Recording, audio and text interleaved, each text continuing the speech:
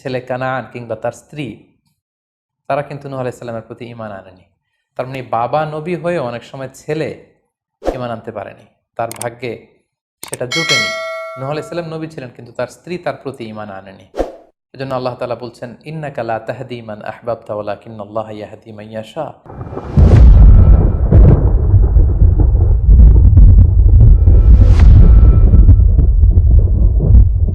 আসসালামু আলাইকুম ওয়া রাহমাতুল্লাহি ওয়া বারাকাতুহু। নাহমাদুহু ওয়া নুসাল্লি আলা রাসূলিহিল কারীম। আম্মা বা'দু ফাআউযু বিল্লাহি মিনাশ শাইতানির রাজীম। বিসমিল্লাহির রহমানির রহিম। নূহ আলাইহিস সালাম আউয়ালু রাসূলিন বুইসা ইলা আহলিল আরদ। সাইয়েদনা আদম আলাইহিস সালাম এবং ইদ্রিস আলাইহিস সালামের পরে আল্লাহ তাআলা নূহ আলাইহিস সালামকে পৃথিবীর সর্বপ্রথম রাসূল করে এই পৃথিবীতে প্রেরণ করেছেন। এবং আল্লাহ তাআলা ওনাকে বলেছেন আবদান শাকুরা, মানে হচ্ছে অ্যান অবিডিয়েন্ট সার্ভেন্ট অফ আল্লাহ। আল্লাহ তাআলার একজন কৃতজ্ঞ বান্দা হিসেবে আল্লাহ তাআলা কালামুল্লাহ মাজিদে নূহ আলাইহিস সালামকে এই উপাধি দিয়েছিলেন। পাশাপাশি তিনি হচ্ছেন উলুল আজমি মিনার রসুল, অর্থাৎ 5 জন নবীকে আল্লাহ তাআলা কুরআনুল কারীমে দৃঢ় প্রত্যয়ী বা দৃঢ়চেতা রাসূল হিসেবে ঘোষণা করেছেন। নূহ আলাইহিস সালাম হচ্ছেন তাদের মধ্য থেকে অন্যতম। সাউদার্ন ইরাকের একটি শহরে, যেটি কুফা শহরের নিকটবর্তী একটি শহর, এমন একটি শহরে আল্লাহ তাআলা নূহ আলাইহিস সালামকে নবী হিসেবে প্রেরণ করেছিলেন। সাইয়েদনা আদম আলাইহিস সালাম থেকে শুরু করে নূহ আলাইহিস সালাম পর্যন্ত টানা 1000 বছর পর্যন্ত পৃথিবীতে শিরকের সূচনা বা উৎপত্তি হয়নি। বেসিকলি নূহ আলাইহিস সালামের জামানাতেই এই পৃথিবীতে সর্বপ্রথম শিরকের সূচনা হয়েছিল। ইবলিস শয়তান সর্বপ্রথম নূহ আলাইহিস সালামের জামানার যে কওমের লোকেরা, তাদের কাছে শিরকের ইন্ট্রোডিউস করেছিল। তাদের সময়ে 5 জন আল্লাহওয়ালা ব্যক্তি ছিল। তাদের ইন্তেকালের পরে শয়তান সেই জনগোষ্ঠীর লোকদের কাছে এসে বলল, তোমরা এই সমস্ত কি ইবাদত করছো? তোমাদের পূর্বপুরুষেরা যেমনভাবে আল্লাহ তাআলার কাছে ইবাদত করে নিজেদেরকে সঁপে দিয়েছিল, তার সামনে তো তোমাদের ইবাদত কিছুই নয়। তোমরা একটা কাজ করো, তোমাদের 5 জন আধ্যাত্মিক পুরুষ বা আল্লাহর প্রিয় বান্দাদের 5টি মূর্তি তৈরি করে তোমরা তোমাদের ইবাদতগাহের পাশে রাখো। ফলে তাদের চেহারা দেখলে তাদের বেশি বেশি ইবাদতের কথা তোমাদের স্মরণ হবে এবং তোমরা আল্লাহ তাআলার ইবাদত করার ব্যাপারে বেশি আগ্রহী হবে। তারা এই শয়তানের মুখরোচক চমৎকার এই কথা শুনে তাদের শ্রেষ্ঠ 5 জন সন্তান বা আল্লাহওয়ালা 5 জন ব্যক্তির 5টি মূর্তি তৈরি করে তাদের ইবাদত গাহের ভেতরে তারা স্থাপন করলো। এবং আসলেই তারা যখন এই 5 জন ব্যক্তিদের মূর্তির দিকে তাকাতো, তাদের আল্লাহ তাআলার ইবাদতের কথা তাদের স্মরণ হতো, ফলে তারা আল্লাহ তাআলার বেশি বেশি ইবাদত করতে লাগলো।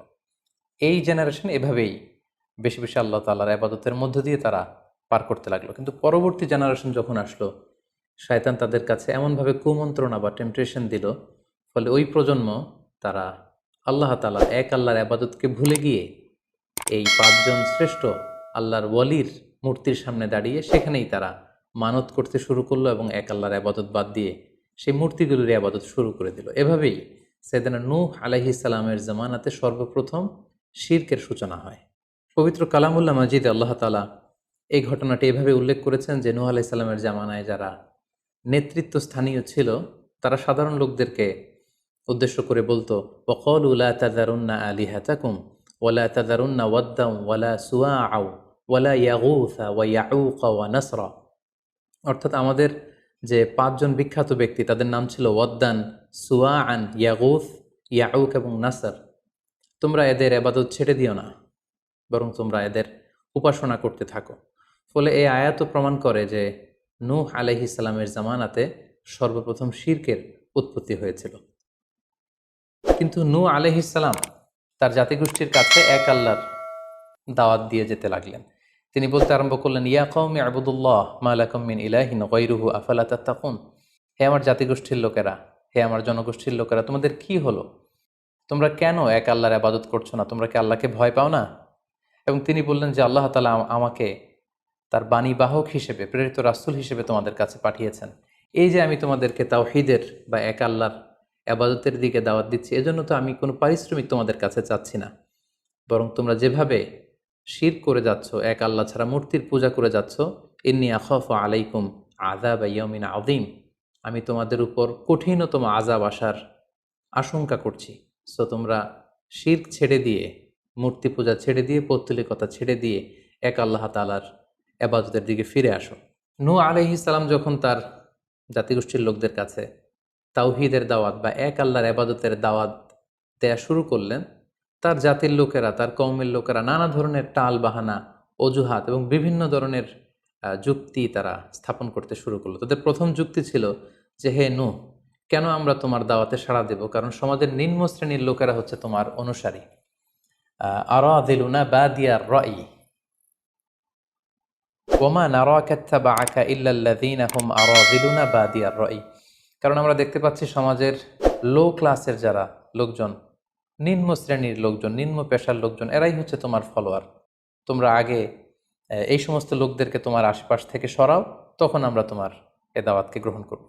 তাদের আরও একটি যুক্তি ছিল যে, তুমি এই নিম্ন শ্রেণীর লোকদেরকে নিয়ে সমাজে ইনফ্লুয়েন্সিয়াল হতে চাচ্ছ। ইয়াতাফাদ্দালু আলাইকুম, এই নূহ হচ্ছে জেলে সমাজ, কৃষক সমাজ, এই সমস্ত নিম্ন শ্রেণীর লোকদেরকে নিয়ে এই সমাজের মধ্যে একটা ইনফ্লুয়েন্স ক্রিয়েট করে সে আমাদের উপর সুপিরিয়র হতে চাইছে। এটা ছিল তাদের আরেকটা যুক্তি। তারা আরও বলতো যে, আগে যদি এই নিম্ন শ্রেণীর লোকদেরকে তোমার কাছ থেকে তুমি তাড়িয়ে দাও, তাহলে আমরা তোমার উপর বিশ্বাস স্থাপন করতে পারি। নূহ আলাইহিস সালামের এই কথার জবাবে তিনি বলেছিলেন, ওমা আনা বিতারিদিল্লাযীনা আমানু, অর্থাৎ যারা আল্লাহ তাআলার উপর বিশ্বাস স্থাপন করেছে, যদিও তারা নিম্ন শ্রেণীর হয়ে থাকে, কি করে আমি তাদেরকে তাড়িয়ে দিতে পারি? তাদের আরও একটি যুক্তি ছিল যে, তুমি আমাদের মতো মানুষ, দেখতে তো তুমি আমাদের মতো মানুষ, তুমি খাচ্ছ, দাচ্ছ, ঘুমাচ্ছ, ঘুরে বেড়াচ্ছ, বাজারে যাচ্ছ, ক্রয় বিক্রয় করছো, আমাদের মতো মানুষ হয়ে তুমি কেমন করে রাসূল হতে পারো? তুমি যে রাসূল, কি করে আমরা বিশ্বাস করব? কেন আকাশ থেকে ফেরেশতারা এসে বলে দিয়ে যায় না যে তুমি রাসূল? তাহলে তো আমরা ফেরেশতাদেরকে দেখলে আমরা আস্থা পেতে পারি এবং নিশ্চিত হতে পারি যে আসলেই তুমি আল্লাহর পাঠানো রাসূল।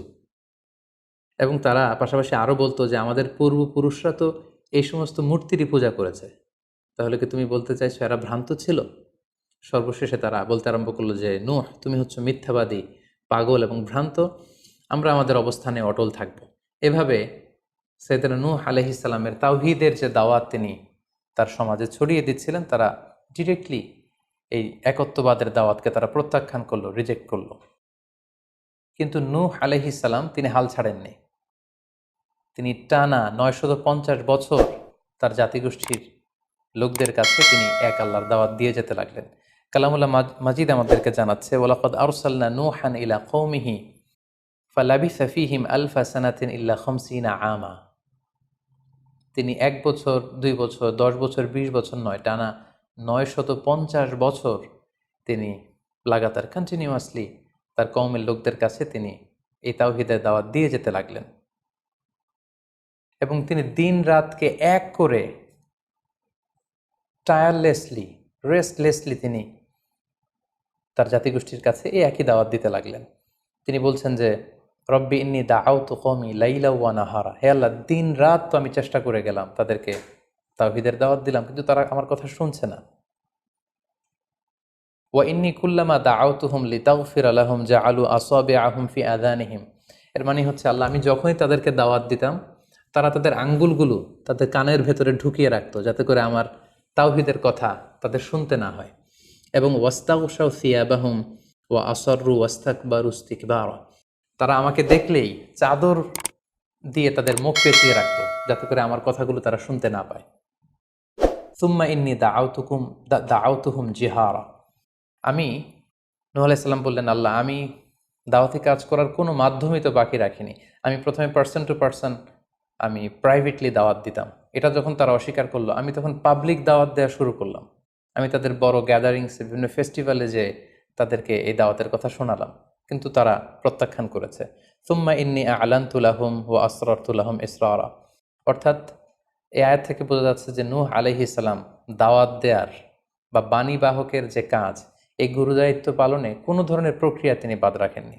তিনি দিনে রাতে, তিনি প্রাইভেটলি, তিনি পাবলিকলি, তিনি উৎসাহ প্রদানের মাধ্যমে, জান্নাতের সুসংবাদ দেওয়ার মাধ্যমে, কিংবা জাহান্নামের ভয় দেখানোর মাধ্যমে নানাভাবে তার জাতিগোষ্ঠীর কাছে আখিরাতের কথা, আখিরাতে আল্লাহ তাআলার সুপ্রিম কোর্টের কাঠগড়ায় দাঁড়িয়ে জবাবদিহিতার কথা, এক আল্লাহর একত্ববাদের কথা, এ দাওয়াতগুলো তিনি দিয়ে গিয়েছেন। কিন্তু অধিকাংশ ক্ষেত্রেই এবং অধিকাংশ লোকগুলোই নূহ আলাইহিস সালামের এই তাওহীদের দাওয়াতকে প্রত্যাখ্যান করেছিল এবং রিজেক্ট করেছিল। এভাবে নূহ আলাইহিস সালাম যখন দাওয়াত দিয়ে যেতে লাগলেন, তার কওমের লোকদের মধ্য থেকে ফাইনাল যে রেসপন্সটি এসেছিল সেটি হচ্ছে, ক্বালু লা ইন লাম তানতাহি ইয়া নূহ লা তাকুনান্না মিনাল মারজুমিন। হে নূহ, অনেক হয়েছে, এবার তুমি থামো। তুমি যদি এই দাওয়াত দেয়া বন্ধ না করো, তাহলে আমরা তোমাকে স্টোনিং করে, পাথর মেরে, প্রস্তর নিক্ষেপ করে দুনিয়া থেকে বিদায় করে দিব। এবং তারা এও বলল যে, ক্বালু ইয়া নূহ ক্বাদ জাদালতানা ফাআকসারতা জিদালানা। অনেক হয়েছে, তুমি অনেক আর্গুমেন্ট আমাদের সাথে দিয়েছ, অনেক তর্ক বিতর্ক তোমার সাথে হয়েছে, এবার থামো। ফাআতিনা বিমা তাইদুনা ইন কুনতা মিনাস সাদিকিন। তুমি যে আযাবের ভয় দেখাচ্ছ, পারলে সেটা দেখাও। তুমি আমাদেরকে বলছো যে আমরা যদি এক আল্লাহর ইবাদত না করি, আমরা যদি পৌত্তলিকতা না ছাড়ি, তাহলে আল্লাহ তাআলা আযাব দিয়ে আমাদেরকে ধ্বংস করে দিবে। পারলে সেই ধ্বংসলীলা তুমি আমাদের সামনে নিয়ে আসো, পারলে সেই শাস্তি দেখাও, তুমি যদি সত্যবাদী হয়ে থাকো। এবার নূহ আলাইহিস সালাম তাদের এ ধরনের অ্যাটিটিউড দেখে অনেকটা হতাশ হলেন। তিনি তাদের কাছে কোনো প্রতিদান চাইছেন না, তাদের কল্যাণের জন্যই, তাদেরকে জাহান্নামের আগুন থেকে বাঁচার জন্যই তিনি 950 বছর ডেডিকেট করে দিলেন তাদের দাওয়াতি কাজে। কিন্তু তারা যখন দাওয়াতি কাজে সাড়া দিচ্ছে না, অবশেষে হতাশ হয়ে নূহ আলাইহিস সালাম আল্লাহকে দোয়া করলেন, আল্লাহ ফাফতাহ বাইনি ওয়া বাইনাহুম ফাতহান। আমি আর পারছি না, আপনি এবার এসপার ওসপার করে দিন, আপনি একটা ফয়সালা করে দিন। অবশেষে তিনি বদদোয়া করে বসলেন, তাদের উপর অভিশাপ দিয়ে ফেললেন, কার্ডস করে বসলেন। তিনি বললেন, রাব্বি লা তাযার আলাল আরদি মিনাল কাফিরিনা দাইয়ারা। হে আল্লাহ, আপনি এমন আযাব পাঠান, আযাব দিয়ে আপনি কাফিরদের আন্ডা বাচ্চা কাউকে আপনি অবশিষ্ট রাখবেন না। পুরো কাফির সমাজ, মুশরিক সমাজকে আপনি আযাব দিয়ে ধ্বংস করে দেন। যদি আপনি তাদেরকে বাঁচিয়ে রাখেন, তাহলে তারা বিশ্বাসীদেরকেও সংক্রামিত করবে এবং তাদের অনাগত প্রজন্ম তারা পাপাচারী হয়ে এই পৃথিবীতে তারা ফাসাদ সৃষ্টি করবে। নূহ আলাইহিস সালাম যখন এরকম বদদোয়া করলেন, আল্লাহ তাআলা নূহ আলাইহিস সালামের এই অভিশাপ বা বদদোয়াকে কবুল করলেন এবং তিনি নূহ আলাইহিস সালামকে জানিয়ে দিলেন, নূহ, তোমার কথা মতো আমি এবার এটার একটা শেষ দেখে ছাড়বো এবং আমি পৃথিবীতে আযাব পাঠাবো। সে আযাবটি হচ্ছে ভয়ঙ্কর ধরনের বন্যা হয়ে যাবে গোটা পৃথিবীতে, মহাপ্লাবন ঘটবে। সো সে প্লাবন থেকে বাঁচার জন্য ওয়াসনাইল ফুলকা বিআইউনিনা ওয়া ওয়াহিনা, অর্থাৎ হে নূহ, তুমি আমার গাইডেন্স বা আমার পাঠানো দিক নির্দেশনা অনুযায়ী তুমি বিশাল একটি নৌকা বানাও বা কিস্তি বানাও বা বিশাল একটি জলতরী বা নৌযান বানাও, যাতে করে এই মহাপ্লাবন থেকে বাঁচার জন্য তুমি বিশ্বাসীদেরকে নিয়ে এই নৌযানে, এই কিস্তিতে, জাহাজে বা এই জলতরীতে, এই নৌকাতে তোমরা আশ্রয় নিতে পারো। আল্লাহ তাআলার পক্ষ থেকে এই আদেশ যখন আসলো, সাইয়েদনা নূহ আলাইহিস সালাম বিশ্বাসীদেরকে নিয়ে বিশাল এক জলতরী বা নৌকা বা বিশাল এক জাহাজ তিনি তৈরি করলেন। নূহ আলাইহিস সালামের কওমের মুশরিক লোকেরা যখন এই জাহাজ বা নৌকা বানাতে দেখলো, তারা হাসাহাসি শুরু করে দিল। কোরআন বলছে, ওয়া কুল্লামা মাররা আলাইহি মালাউম মিন কওমিহি সাখিরু মিন। তারা যখনই নৌকা বানানো, এই কিস্তি বানানো, এই বিশাল জলতরী বানাতে দেখলো, তারা ঠাট্টা বিদ্রুপ করলো। তারা বলল, নূহ, এই মরুভূমির মাঝখানে কোথায় তুমি এই নৌকা চড়াবে? তোমরা যেহেতু নৌকা বানাচ্ছ, পারলে একটা সাগরও বানিয়ে নাও, যাতে করে তোমাদের এই নৌকাকে, এই জাহাজকে তোমরা ভাসাতে পারো। সাইয়েদনা নূহ আলাইহিস সালাম এবং বিশ্বাসীরা আল্লাহ তাআলার উপর অটল থেকে আল্লাহ তাআলার দেয়া দিক নির্দেশনা অনুযায়ী তারা বিশাল নৌকা তৈরি করে ফেললেন। এ পর্যায়ে আল্লাহ তাআলা নূহ আলাইহিস সালামকে জানালেন যে, মহাপ্লাবনের জন্য নূহ তুমি অপেক্ষা করতে থাকো এবং এই প্লাবনটা হবে 40 দিন লম্বা, 40 days long, and the entire world will be drastically flooded. গোটা বিশ্বের এমন কোনো জায়গা থাকবে না, আনাচে কানাচে গোটা বিশ্বটা এই মহাপ্লাবনের আওতায় এসে পৃথিবীর সব প্রাণীগুলো মারা যাবে। সো তুমি কি করে বুঝবে যে আমি কখন এই মহাপ্লাবন পৃথিবীতে দিচ্ছি? সেটার একটা সাইন হচ্ছে, তুমি যখন চুলার ভেতর থেকে ফুরফুর করে, কলকল করে পানি বেরোতে দেখবে, তখনই বুঝবে যে সে টাইমটা চলে এসেছে। তখন তুমি হাত্তা ইদা জা আমরুনা বা ফারাত তান্নুর, চুলার ভেতর থেকে আগুনের পরবর্তীতে, আগুনের বিপরীতে পানি ছুটতে আরম্ভ করবে, তখনই বুঝবে যে সে সময়টা চলে এসেছে, মহাপ্লাবনের সময়টা একেবারে ঘনিয়ে এসেছে। কুল নাহমিল ফিহা মিন কুল্লি যাওজাইনি ইসনাইন, তখন তুমি সমস্ত বিশ্বাসী বান্দাবান্দিদেরকে, যারা তোমার ফলোয়ার, যারা একত্ববাদে বিশ্বাসী তাদেরকে নিয়ে সেই নৌকায় তুমি আরোহণ করবে এবং প্রতিটি প্রাণী থেকে জোড়ায় জোড়ায়, অর্থাৎ ম্যাসকুলিন অ্যান্ড ফ্যামিনিন, নারী পুরুষ জোড়ায় জোড়ায় তুমি নিয়ে সেই নৌকাতে আরোহণ করবে। কারণ এই মহাপ্লাবনটা এত ভয়ঙ্কর মহাপ্লাবন হবে, ফলে পৃথিবীতে কেউ বেঁচে থাকবে না এবং তোমরাই হবে নেক্সট জেনারেশন, এবং তোমাদের থেকেই পৃথিবী আবার নতুন করে সভ্যতা বিনির্মিত হবে এবং তোমাদের থেকে নতুন করে পৃথিবীর সব প্রাণীকুল আবার নতুন করে বংশবিস্তার শুরু হবে। আল্লাহ তাআলার এই গাইডেন্স অনুযায়ী নূহ আলাইহিস সালাম অপেক্ষা করতে লাগলেন যে কখন চুলার ভেতর থেকে কলকল করে পানি বেরোয়। হঠাৎ করে তিনি একদিন দেখতে পেলেন যে চুলার ভেতর থেকে পানি বেরোচ্ছে।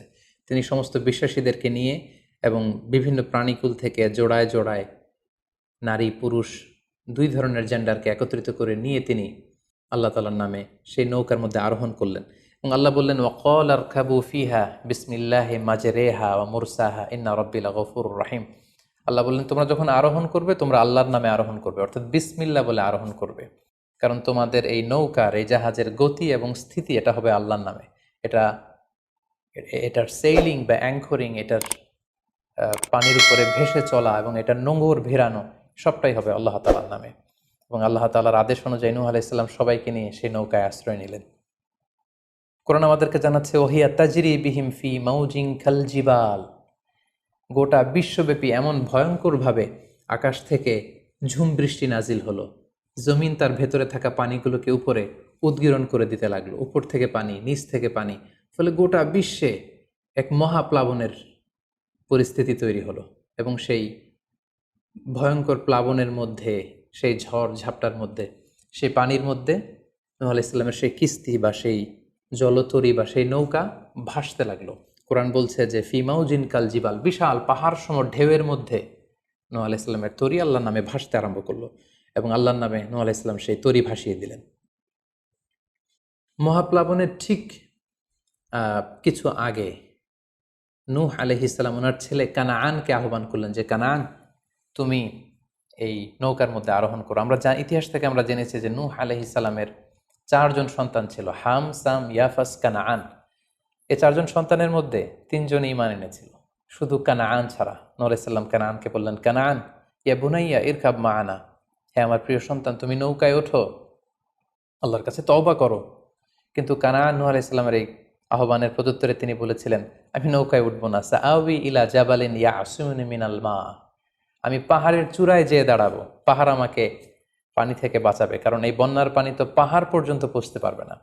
নূহ আলাইহিস সালাম বললেন, ক্বালা লা আসিমাল ইয়াউমা মিন আমরিল্লাহ ইল্লা মার রাহিম, হে কানাআন, আজকে আল্লাহর এই গজব থেকে, এই আযাব থেকে, এই মহাপ্লাবন থেকে বাঁচানোর কেউ নাই, কেউ তোমাকে বাঁচাতে পারবে না। পাহাড় তোমাকে আজকে সুরক্ষা দিতে পারবে না, বাঁচাতে পারবে না, আজকে বাঁচানোর কেউ নেই, তুমি তাড়াতাড়ি উঠে আসো এখানে। কিন্তু নূহ আলাইহিস সালামের ছেলে কানাআন অস্বীকৃতি জ্ঞাপন করলো। কোরআন বলছে, ওয়াহালা বাইনাহুমাল মাউজু ফাকানা মিনাল মুগরাকিন, বাবা আর ছেলের মধ্যে যখন এ ধরনের কথা চলছিল, হঠাৎ করে বিশাল এক সাগরের ঢেউয়ের ধাক্কা এসে নূহ আলাইহিস সালামের সন্তান কানাআনকে পানির মধ্যে ডুবিয়ে দিল। তাহলে এই আয়াত থেকে বুঝলাম কানাআন যারা ডুবে গিয়েছিল তাদের অন্তর্ভুক্ত হয়েছিল। এবং মজার ব্যাপার হচ্ছে, নূহ আলাইহিস সালামের স্ত্রীও এই মহাপ্লাবন থেকে বাঁচতে পারেনি। সেও ঈমান না আনার কারণে যারা ধ্বংস হয়েছিল, যাদের সলিল সমাধি হয়েছিল মহাপ্লাবনের পানির মধ্যে, নূহ আলাইহিস সালামের স্ত্রীও সেখানে নিহত হয়েছেন। এখন একটি প্রশ্ন এসে দাঁড়ায়, সেটি হচ্ছে যে এটা কি একটা গ্লোবাল ডিজাস্টার ছিল কিনা? এটা কি ইরাকের সেই সাউদার্ন পার্টেই শুধু এই বন্যাটা হয়েছিল, না গোটা বিশ্বব্যাপী হয়েছিল? এ নিয়ে ঐতিহাসিকদের মধ্যে অনেক ধরনের মতামত পাওয়া যায়। তবে একটা বড় সংখ্যক ঐতিহাসিক মুআররিখুন তারা বলেছেন যে ইট ওয়াজ এ গ্লোবাল ডিজাস্টার। এই ফ্লাড, এই বন্যাটা ছিল গোটা বিশ্বব্যাপী। কারণ আল্লাহ তাআলা কোরআনে বলেছেন, নূহ আলাইহিস সালামের বদদুয়ার কথা বলেছেন। নূহ আলাইহিস সালাম বলেছেন যে, রব্বি লা তাযার আলাল আরদি মিনাল কাফিরিনা দাইয়ারা, হে আল্লাহ, এই জমিনে একজন কাফেরকেও আপনি বাঁচিয়ে রাখবেন না। সো এই আর্থ শব্দটা প্রমাণ করে তিনি গোটা বিশ্বের দিকে ইঙ্গিত করেছেন। এবং আল্লাহ যখন জমিনকে ইঙ্গিত করেছেন, ইয়া আরদুবলাই, হে পানি তুমি নিচের দিকে চলে যাও, ফলে এই আর্থ দ্বারা বোঝা যাচ্ছে যে শুধু ইরাকের সেই সাউদার্ন ইরাকের কুফা শহরের পাশেই এই বন্যাটা লিমিটেড বা সীমিত ছিল না, বরং এই ডিজাস্টারটা ছিল একটা গ্লোবাল ডিজাস্টার। গোটা বিশ্বব্যাপী মহাপ্লাবনের পানিতে গোটা বিশ্বের সব সয়লাভ হয়ে গিয়েছিল।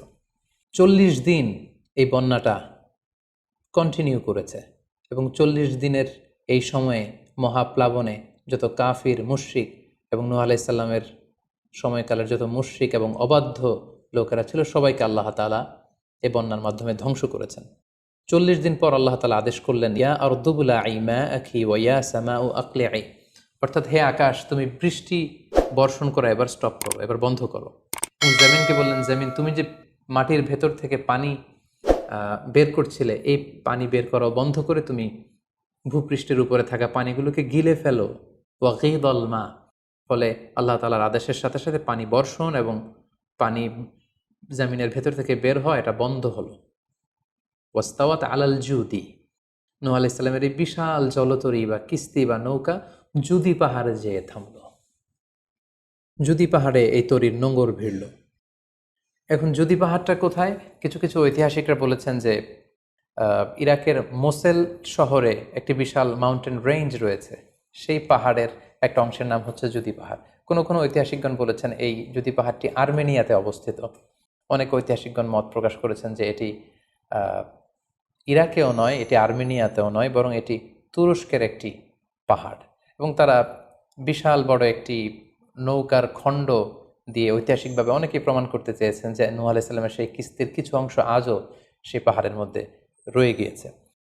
সেই জুদি পাহাড়ে যখন এই নৌকাটি ভিড়ল, আল্লাহ তাআলা তখন নূহ আলাইহিস সালামকে আদেশ করলেন, ইহবিত বিসালামিন মিন্না, তুমি এবার শান্তির সাথে সেফলি সাউন্ডলি তুমি এবার সেই জুদি পাহাড়ে তোমরা নামো। ও বারাকাতিন আলাইক, তোমাদের উপর আমার পক্ষ থেকে বারাকা ব্লেসিং থাকবে।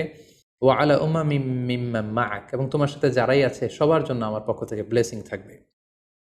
এবং এই বিশাল মহাপ্লাবন থেকে যে আমি তোমাদেরকে বাঁচিয়ে দিয়েছি, শুকরিয়া স্বরূপ তোমরা সবাই পড়ো আলহামদুলিল্লাহ। ফাকুলিল হামদুলিল্লাহ। কোরআন বলছে যে তারা সবাই আল্লাহর প্রশংসা করে সেখান থেকে নেমে আসলো এবং নূহ আলাইহিস সালামকে আল্লাহ তাআলা শিখিয়ে দিলেন, নূহ এবার তুমি পড়ো রব্বি আনজিলনি মুনজালান মুবারাকান ওয়া আনতা খায়রুম মুনজিলিন, অর্থাৎ হে আল্লাহ আপনি এমন জায়গায় আমাদেরকে অবতরণ করুন যে জায়গাটা আমাদের জন্য কল্যাণকর, কারণ আপনিই তো উত্তম অবতরণকারী। ফলে নূহ আলাইহিস সালামের সাথে যারা ছিল বিশ্বাসীরা, তারা এবং তার সাথে প্রাণীকুলের মধ্য থেকে যারা ছিল সবাইকে নিয়ে নূহ আলাইহিস সালাম এই জমিনে বন্যা পরবর্তী মহাপ্লাবন পরবর্তী সময়ে তিনি সবাইকে নিয়ে এই জমিনের মধ্যে আবার নেমে আসলেন। ফলে ঠিক ওই সময়টাতে পৃথিবীতে আর কোনো কাফের, কোনো মুশরিক, কোনো পৌত্তলিক ছিল না, বরং তখন এটা ছিল, it was very fresh and pure monotheist generation, একত্ববাদী একটা প্রজন্ম। ফলে এখানে ঠিক ঠিক ওই সময়টাতে পৃথিবীতে আর কোনো কাফির মুশরিক আর ছিল না। আমরা আমাদের আলোচনার শুরুর দিকে বলেছিলাম যে নূহ আলাইহিস সালামের 4 জন ছেলে ছিল, হাম, সাম, ইয়াফাস এবং কানাআন। এবং ঐতিহাসিকভাবে এটা ঐতিহাসিক বিভিন্ন ধর্মগ্রন্থ থেকেও এটা প্রমাণিত যে এই 4 ছেলের মধ্য থেকে একজন ছেলে ছিল কানাআন, যে মহাপ্লাবনে মৃত্যুবরণ করেছে, এবং হাম, সাম এবং ইয়াফেস, তাদের মধ্য থেকেই মূলত গোটা বিশ্বে নতুন করে মানব সভ্যতার আবার সূচনা হয়েছে। নূহ আলাইহিস সালামের ছেলে হাম, তিনি আফ্রিকাতে তার পরিবার নিয়ে বসবাস শুরু করেন, এবং ওনার ছেলে সাম, যেখান থেকে সেমাইটিক শব্দটি আমরা বলে থাকি, ওনার ছেলে সাম তার আত্মীয় স্বজন এবং তার বংশধরদেরকে নিয়ে ধীরে ধীরে মধ্যপ্রাচ্য বা দূরপ্রাচ্যের এই এরিয়াতে পরবর্তীতে তারা বসবাস শুরু করেন। এবং ওনার ছেলে ইয়াফেস বর্তমান যে চীন বা তার আশেপাশের যে এরিয়াগুলো আছে সেখানে বসবাস শুরু করেন, এবং সেখান থেকেই মানব ইতিহাস আবার নতুন করে তার পথ চলা শুরু করলো, এবং গোটা বিশ্বে বাচ্চা রিজালান কাসীরা ওয়া নিসা, অনেক নারী পুরো গোটা বিশ্বে সেখান থেকে আবার ছড়িয়ে পড়তে আরম্ভ করলো। এভাবেই নূহ আলাইহিস সালাম একত্ববাদের দাওয়াত দিয়ে নিরলস প্রচেষ্টা করে ওনার জীবনকে তিনি অতিবাহিত করেছেন। সাইয়েদনা নূহ আলাইহিস সালাম ওনার ইন্তেকালের পরে ওনাকে কোথায় কবর দেওয়া হয়েছে এ নিয়ে 2টি মত পাওয়া যায়। প্রথম মত অনুযায়ী ওনাকে মক্কাতে কবরস্থ করা হয়েছে, আরেকটি মত অনুযায়ী লেবাননের কার্ক নামে একটি এরিয়াতে জাবালে দীর, সেই দীর মাউন্টেনের পাশে সাইয়েদনা নূহ আলাইহিস সালামকে কবরস্থ করা হয়েছে। সম্মানিত সুধী, এই ছিল নূহ আলাইহিস সালামের সংক্ষিপ্ত, বর্ণাঢ্য এবং সংগ্রামী জীবন কাহিনী। এ পর্যায়ে আমরা নূহ আলাইহিস সালামের এই স্টোরি থেকে, এই জীবনী থেকে কী ধরনের লেসন, লাইফ লেসন বা শিক্ষা আমরা পেতে পারি, যেটা আমরা আমাদের সমাজের সাথে রিলেভেন্ট করতে পারি, আমরা সে বিষয়ে সামান্য কিছু আলোচনা করব। আমরা যারা দাওয়া কাজের সাথে ইনভলভড, তাদের জন্য নূহ আলাইহিস সালামের জীবনীতে আসলে নূহ আলাইহিস সালামের দাওয়া ক্যারিয়ার থেকে নেবার মতো, শেখার মতো অনেক কিছু রয়েছে। তোর মধ্যে থেকে অন্যতম হচ্ছে যে ডাইভার্সিটি অফ দাওয়া অ্যাপ্রোচ। আমরা জানি যে আমরা যারা আল্লাহ তাআলার এই কথাগুলো, কোরআন সুন্নাহর এই মেসেজগুলো পৌঁছে দিচ্ছি, আমরাও কাইন্ডা বাণীবাহকের কাজ কিন্তু আমরা করছি। যেহেতু নবীরা নেই, তাদের অনুসৃত পথকে আমরা ধারণ করে তাদের কথাগুলো আমরা পৌঁছে দিচ্ছি। সো আমাদের এই দাওয়া অ্যাপ্রোচের মধ্যে ডাইভার্সিটি থাকতে হবে। আমরা যেমনি ওরালি দাওয়া কাজ করি, নবীরা ওরালি দাওয়া কাজ করতেন, মৌখিকভাবে মানুষকে দাওয়া দিতেন। এই ওরালি দাওয়ার পাশাপাশি আমরা রিটেন দাওয়ার কাজ করতে পারি, আমরা প্র্যাকটিক্যাল দাওয়া কাজ করতে পারি। অর্থাৎ প্র্যাকটিক্যাল দাওয়াটা হচ্ছে লাইভ দাওয়া। আমার কথা দেখে, আমার আচরণ দেখে, আমার ডিলিংস দেখে মানুষ ইসলামের সৌন্দর্যের প্রতি আকৃষ্ট হবে, এবং এটা খুবই ফলপ্রসূ একটা দাওয়া সিস্টেম। সো আমরা যদি নূহ আলাইহিস সালামের জীবনের দিকে তাকাই, তাহলে দেখব উনি অনেকভাবে এই দাওয়া কাজ করেছেন। উনি প্রথম পার্সন টু পার্সন টার্গেট করে তাকে একা একা বোঝাতেন। এটা যখন কাজ না করতো, প্রাইভেট দাওয়া থেকে উনি পরে সুইচ করলেন পাবলিক দাওয়াতে। কোরআন আমাদেরকে জানিয়েছে যে তার কওমের বিভিন্ন ফেস্টিভ্যালগুলোতে, সেখানকার বিভিন্ন পাবলিক গ্যাদারিংসগুলোতে, সেখানকার বিভিন্ন ক্লাবগুলোতে তিনি যে এক আল্লাহর দাওয়া তিনি সেখানে পেশ করেছেন। পাশাপাশি নূহ আলাইহিস সালাম তার সময়ের সম্ভ্রান্ত ব্যক্তিবর্গ যারা, তাদেরকে স্পেশালি তিনি দাওয়া কাজের আওতায় নিয়ে এসেছেন। এলিট সোসাইটি যারা, আমরা যদি আল্লাহ রাসূল সাল্লাল্লাহু আলাইহি ওয়াসাল্লামের দাওয়া অ্যাক্টিভিটির দিকে তাকাই, তাহলে দেখব যে উনিও কিন্তু সানাদিদে কোরাইশের যারা লিডার শ্রেণী ছিল, গণ্যমান্য ব্যক্তিবর্গ ছিল, তাদেরকে তিনি স্পেশালি দাওয়া কাজ করতেন তাদের সাথে।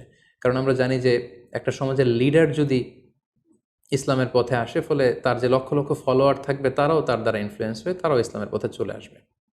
এবং আল্লাহ রাসূল সাল্লাল্লাহু আলাইহি ওয়াসাল্লামের জীবনীতে আমরা দেখেছি যে কোনো গোষ্ঠীর বা কোনো কওমের বা কোনো ট্রাইবের গোত্র প্রধান যখন কালিমা পড়ে মুসলমান হয়েছে, তার দেখা দেখি গোত্রের সকল নারী পুরুষ তারাও মুসলমান হয়ে গেছে। দাওয়া কাজ আঞ্জাম দেওয়ার ক্ষেত্রে যারা এলিট সোসাইটি বা সমাজের গণ্যমান্য ব্যক্তিবর্গ যারা থাকবে, তাদেরকে দাওয়া দেওয়ার ক্ষেত্রে আমাদেরকে স্পেশাল এফোর্ট দিতে হবে। কারণ তাদেরকে যদি আমরা ইসলামের পক্ষে, সত্যের পক্ষে কনভিন্সড করতে পারি, ফলে তারা সমাজের আরও অনেক লোককে ইনফ্লুয়েন্স করে ইসলামের সুশীতল বাণীর ভেতরে নিয়ে আসতে পারবে। তো এর মানে এই নয় যারা নিম্ন শ্রেণীর বা যারা সমাজের মধ্যবিত্ত বা নিম্ন মধ্যবিত্ত যে ফ্যামিলিগুলো রয়েছে বা যে সমস্ত লোকজন রয়েছে, তাদেরকে আমরা গুরুত্ব দিব না, ব্যাপারটি এমন নয়। বরং নূহ আলাইহিস সালামের ঘটনা থেকে আমরা বুঝতে পারছি যে একটা হচ্ছে মাস পিপুলদের জন্য দাওয়া, আর একটি হচ্ছে যারা সমাজের উচ্চ শ্রেণী, তাদের জন্য স্পেশালি কিছু টাইম স্পেন্ড করা, তাদেরকে আলাদাভাবে দাওয়া দেওয়া, এবং অথবা তাদের উপযোগী করে দাওয়া অ্যাক্টিভিটি তাদের কাছে যদি আমরা প্রেজেন্টেশন করতে পারি, তাহলে নিঃসন্দেহে তারাও ইসলামের সৌন্দর্যের দ্বারা আকৃষ্ট হবে। নূহ আলাইহিস সালামের এই জীবন কাহিনী থেকে আমরা আরও একটি বিষয় শিখতে পারি, সেটি হচ্ছে দাওয়া কাজে কখনো হতাশ হওয়া যাবে না, নিরাশ হওয়া যাবে না, এবং হাল ছাড়া যাবে না, বরং ভরসা রাখতে হবে আল্লাহর উপর। কারণ আমরা কয় বছর দাওয়া কাজ করে যাচ্ছি, আমরা কতটুকু এফোর্ট দিয়েছি, আমরা কতটুকু টাইম স্পেন্ড করেছি, আমরা কতটুকু স্যাক্রিফাইস করেছি। আমরা যদি নূহ আলাইহিস সালামের জীবনের দিকে তাকাই, তাহলে দেখব যে তিনি টানা 950 বছর টানা লাগাতার তিনি তার জাতিগোষ্ঠীর কাছে দাওয়াতি কাজ করেছেন, কিন্তু তিনি নিরাশ হননি, হতাশ হননি, হাল ছেড়ে দেননি, তিনি ভরসা রেখেছিলেন আল্লাহ তাআলার উপর। সো আমরা যারা দাওয়া কাজ করছি, আমরা ইনস্ট্যান্ট ফলাফলের জন্য যেন বসে না থাকি, আমরা আমাদের দায়িত্বটুকু পালন করব। নূহ আলাইহিস সালামের এই স্টোরি থেকে আমরা আরও একটি বিষয় শিখতে পারি, সেটা হচ্ছে আমাদের কাজ হচ্ছে ইফোর্ট দেয়া, বাট এটার কমপ্লিশন, এটার রেজাল্ট আসবে আল্লাহ তাআলার পক্ষ থেকে। আরবিতে বলা হয় যে আস-সা'য়ু মিন্না ওয়াল ইতমামু মিনাল্লাহ, প্রচেষ্টা করার মালিক আমরা, সফলতা দেওয়ার মালিক হচ্ছেন আল্লাহ। আমি অনেক দাওয়াতি কাজ করছি, কিন্তু আমার দাওয়াতি কাজে কেউ সাড়া দিচ্ছে না, কেউ রেসপন্স করছে না, আমার দাওয়াতি কাজে কেউ ইসলামের প্রতি আকৃষ্ট হচ্ছে না, ইট ডাজন্ট মিন দ্যাট আমি একজন ব্যর্থ দায়ী, না, এটা কখনোই না। বরং আমি সিনসিয়ারিটির সাথে আমার সর্বোচ্চ প্রচেষ্টাটুকুন আমি করছি কিনা, সেটাই হচ্ছে দেখার বিষয়। আমার কত ফলোয়ার, আমার ডাকে কত মানুষ সাড়া দিল, এটা দেখার বিষয় না, বরং আমি আমার রোলটা প্লে করতে পারছি কিনা সিনসিয়ারিটির সাথে, এটা হচ্ছে দেখার বিষয়। এর কারণ হচ্ছে আল্লাহর হাবিব সাল্লাল্লাহু আলাইহি ওয়াসাল্লাম বলেছেন, কিয়ামতের দিন অনেক নবী দাঁড়াবে যাদের ফলোয়ার হচ্ছে হাতে গোনা অল্প কয়েকজন, মানে অল্প কয়েকজন ঈমান এনেছিল। পৃথিবীতে অনেক নবী ছিল, তারা কিয়ামতের দিন দাঁড়াবে, তার বিশ্বাসী উম্মতের সংখ্যা হচ্ছে মাত্র 2 জন। পৃথিবীতে এরকম অনেক নবী ছিল, কিয়ামতের দিন তিনি দাঁড়াবেন, তার উপর বিশ্বাস এনেছিল মাত্র একজন, মানে নবীও একজন, তার প্রতি ঈমানও এনেছে মাত্র একজন। এমনও অনেক নবী কিয়ামতের দিন আল্লাহ তাআলার দরবারে দাঁড়াবে, যেই নবীর কোনো ফলোয়ার নাই, যেই নবীর কোনো বিশ্বাসী উম্মত নাই, অর্থাৎ নবী শুধু একা, তার সারা জীবনের দাওয়া কাজে কেউ তার ডাকে সাড়া দেয়নি। তার মানে কি তিনি ব্যর্থ? নেভার, কখনো না। তিনি তার দায়িত্বটুকুন পালন করেছেন, এজন্য তিনি আল্লাহ তাআলার দরবারে তিনি সফল। সো কে আপনার ডাকে সাড়া দিবে, কে ইসলামের পথে আসবে, এটা আমাদের দেখার বিষয় না। আমাদের দেখার বিষয় হচ্ছে আমরা আমাদের দায়িত্বটুকুন পালন করেছি কিনা, আমরা কোরআনের, ইসলামের সুন্দর বিউটিফুল মেসেজগুলো আমরা পৌঁছে দিতে পেরেছি কিনা। That should be hour concern, সেটাই হচ্ছে আমাদের দায়িত্ব। সূরা হুদে নূহ আলাইহিস সালামের ফলোয়ার কত ছিল এ ব্যাপারে আমরা জানতে পারি। আল্লাহ তাআলা বলছেন, ওয়ামা আহমানা মাআহু ইল্লা কালিল, মানে নূহ আলাইহিস সালামের জাতিগোষ্ঠীর হাতে গোনা অল্প কিছু লোক ছাড়া তার প্রতি অন্যান্যরা ঈমান আনেনি। এই অল্প কিছু লোক, তাদের সংখ্যা কত? তাফসির ইবনে কাসিরে এসেছে, সাইয়েদনা ইবনে আব্বাস বলেন যে কানু সামানিনা নাফসান মিনহুম নিসাউহুম, নারী পুরুষ মিলিয়ে 80 জন। Could you imagine that? 950 বছরের দাওয়াতি ক্যারিয়ারে ওনার উপর ঈমান এনেছে মাত্র 80 জন। তার মানে প্রতি 100 বছরে অন অ্যান অ্যাভারেজ 10 জন ওনার উপর ঈমান আনেনি। কিন্তু উনি হচ্ছেন উলুল আজমি মিনার রসুল, এই মহাবিশ্বের 5 জন শ্রেষ্ঠতম নবীদের মধ্য থেকে তিনি হচ্ছেন অন্যতম। সো আমাদেরকে দেখতে হবে আমরা আমাদের দায়িত্বটুকুন পালন করছি কিনা। কতজন আমাদের ডাকে সাড়া দিল, কতজন আমাদের ফলোয়ার হলো, কতজন ইসলামের পথে আসলো কে আসলো না, সেটা আল্লাহ তাআলা নির্ধারণ করবেন। নূহ আলাইহিস সালামের জীবনী থেকে আমরা আরও যে শিক্ষাটি পাই, এবং এটি খুবই গুরুত্বপূর্ণ একটি লেসন, সেটা হচ্ছে hidaya only belongs to Allah. হেদায়েত দেওয়ার মালিক হচ্ছেন Allah. Canaan and the wife of Nuh for example, যেমন নূহ আলাইহিস সালামের ছেলে কানাআন কিংবা তার স্ত্রী, তারা কিন্তু নূহ আলাইহিস সালামের প্রতি ঈমান আনেনি। তার মানে বাবা নবী হয়ে অনেক সময় ছেলে ঈমান আনতে পারেনি, তার ভাগ্যে সেটা জোটেনি। নূহ আলাইহিস সালাম নবী ছিলেন, কিন্তু তার স্ত্রী তার প্রতি ঈমান আনেনি। এজন্য আল্লাহ তাআলা বলছেন, ইন্নাকা লা তাহদি মান আহবাবতা ওয়ালাকিন্নাল্লাহা ইয়াহদি মান ইয়াশা, হে নবী, আপনি যাকে চান তাকে আপনি হেদায়েত দিতে পারবেন না, কারণ হেদায়েত দেওয়ার মালিক আপনি নন। হেদায়েত দেওয়ার নিরঙ্কুশ একচ্ছত্র ক্ষমতা হচ্ছে শুধুমাত্র কেবলমাত্র আল্লাহ তাআলার হাতে। তিনি যাকে চাইবেন তাকে তিনি হেদায়েত দেন, আমরা চাইলেই কাউকে হেদায়েত দিতে পারবো না। নূহ আলাইহিস সালামের জীবনী থেকে আরও একটি বড় শিক্ষা হচ্ছে যে আল্লাহ তাআলা হুট করেই কাউকে আযাব দেন না বা শাস্তি পাঠান না, বরং আল্লাহ তাআলা বারবার সুযোগ দিয়ে থাকেন। অনেক সুযোগ দেওয়ার পরে, বারবার সুযোগ দেওয়ার পরেও যখন কেউ সত্যের পথে ফিরে আসে না, বরং বারবার তারা অবাধ্যতা, দাম্ভিকতা এবং বাড়াবাড়ি করে, ঠিক তখনই আল্লাহ তাআলা তাদেরকে শাস্তি দেন। আমরা নূহ আলাইহিস সালামের জাতিগোষ্ঠীর দিকে যদি তাকাই, তাহলে দেখব যে তিনি 950 বছর তাদেরকে চান্স দিয়েছেন। এত লম্বা সময় তাদেরকে সুযোগ দেওয়ার পরেও তারা সত্যের পথে ফিরে আসেনি। অতঃপর আল্লাহ তাআলা মহাপ্লাবন দিয়ে পুরো জাতিগোষ্ঠীকে ধ্বংস করে দিয়েছেন। নূহ আলাইহিস সালামের জীবনী থেকে সর্বশেষ যে শিক্ষাটি আমরা পাই, সেটি হচ্ছে সব ধ্বংস নয়। কিছু ধ্বংস আছে যেটা আবার নতুন করে সৃষ্টি করে, অর্থাৎ সৃষ্টির জন্য ধ্বংস। আমরা যদি দেখি যে আল্লাহ তাআলা এমন এক গজব পাঠালেন, এমন এক পানিশমেন্ট দিলেন, এমন এক মহাপ্লাবন দিলেন, যেটা দিয়ে গোটা পৃথিবীবাসীকে তিনি ধ্বংস করেছেন, অল্প কিছু মানুষ ছাড়া। কিন্তু আমরা যদি অন্য দিক থেকে খেয়াল করি, তাহলে দেখব যে এই ধ্বংসটি ধ্বংসের জন্য নয়, এই ধ্বংসটি ছিল নতুন করে সৃষ্টির জন্য। আমরা দেখি যে অনেক এলাকাতে অগ্নিকাণ্ড ঘটে, সেখানে হয়তো বেড়ার ঘর ছিল, টিনের ঘর ছিল, তো অগ্নিকাণ্ড ঘটার পরে সেখানে বিশাল করে বিল্ডিং তৈরি হয়। তার মানে সব ধ্বংসের জন্য নয়, কিছু ধ্বংস আছে সৃষ্টির জন্য। নূহ আলাইহিস সালামের ক্ষেত্রেও এই ধ্বংসের ব্যাপারটি ঠিক এমনই ঘটেছিল। এই ধ্বংসটা শুধু ধ্বংসের জন্য নয়, বরং কাফিরদেরকে, মুশরিকদেরকে ধ্বংস করে দিয়ে নতুন এক একত্ববাদী প্রজন্মের সূচনা যাতে পৃথিবীতে ঘটে, সেজন্য আল্লাহ তাআলা এই ধ্বংসের সূচনা করেছিলেন। আল্লাহ তাআলা আমাদের সবাইকে আম্বিয়া আলাইহিমুসসালামদের অনুসৃত পথে থেকে তাদের মত এবং পথকে বেছে নিয়ে সিরাতুল মুস্তাকিমে পরিচালিত হওয়ার তৌফিক দান করুক। আসসালামু আলাইকুম ওয়া রাহমাতুল্লাহি ওয়া বারাকাতুহু।